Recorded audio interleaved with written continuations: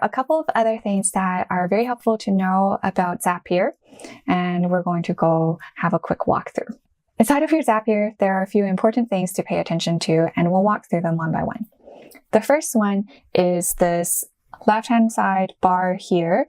Underneath your kind of menu options, you have a bar or progress bar down here where you're going to be able to see how many Zaps runs you have remaining.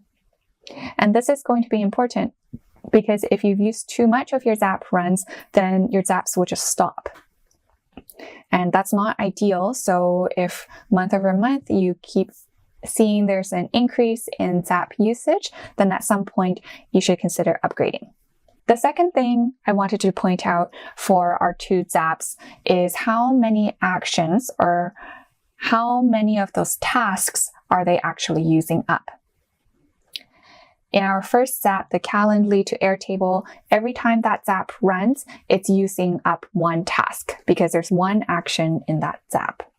In our Create and Update Contacts app, there are probably 6 different actions here. So every time this automation runs, you're using up 6 different actions. So make sure you understand how complicated you're making these Zaps. The simpler, the better.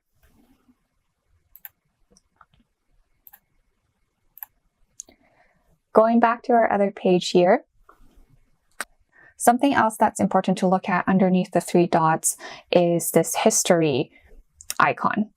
So with the history, it shows you every single run that has occurred.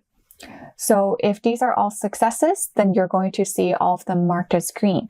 They could be yellow if there are 500 tasks that all of a sudden got triggered. Zapier thinks that's a red flag because you probably triggered something accidentally.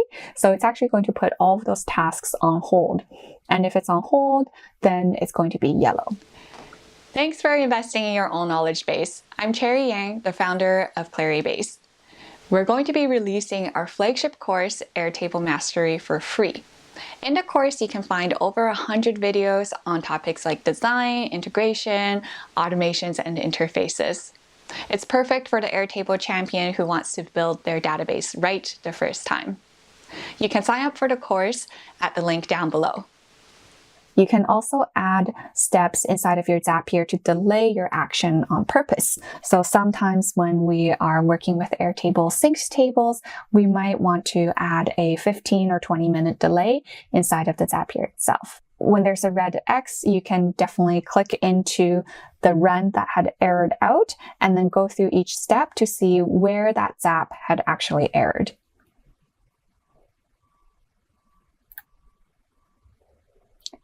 When you click on the Zap itself, especially in cases where it errored, it's very helpful to see where maybe the first step, the trigger step, was a success, the second step was a success, but then perhaps when you got to the third step, that errored out. So it helps you really pinpoint where the mistakes or issues are so that you can troubleshoot them. It's very important to use histories and past runs to your advantage to see what was working and what wasn't.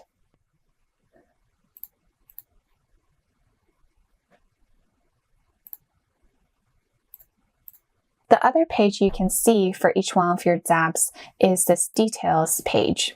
The thing I find most helpful about details is the change history. When you look at the change history, you can see when the changes were published, when the Zap was disabled, and it's very helpful to know, especially over time, what had been changed or when it had been changed.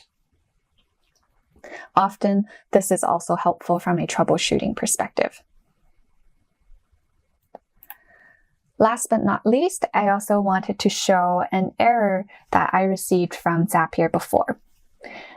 When one of your automations throws an error or encounters an error, Zapier is going to send you an email saying, hey, we think that your automation had some issues, and it's going to try and give you an error message. Pay attention to the error message. If you don't know what it means, you can always Google it. Often that's what I do as well. I just imagine that I'm not the only one using a MailChimp integration, so if I'm getting an error, someone else must have gotten it before. And that's what I also use to troubleshoot. So in this case, you can see that one of my automations threw an error, and that was my automation to actually generate a contract, a Word document contract inside of Google Drive. And part of this automation also creates a customer in Stripe. So the error in this case was that one of my fields had too much extraneous data. So this information didn't actually meet the requirements for Stripe to be able to create a customer.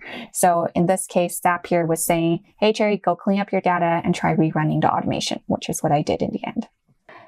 I'm only showing you this because this is a helpful thing to anticipate in the future. When you do get an error, it's a good thing that they send you these emails so that you can actually investigate them. So take it slow, step by step, and try to work out your logic. Hopefully we got through some of your burning questions about Zapier, especially around how much should you be testing every time you set up a Zap. Sometimes the testing can feel very tedious, but it's going to be worth it in the long run. To wrap up our Zapier segment, I wanted to remind everyone to make sure you're thoughtful about how you're approaching these Zaps, form a hypothesis about what is going to happen at each step of the Zap. Before you start the Zap, you can also do lots of planning and forming the logic behind how your Zap or any of your Airtable automations will flow.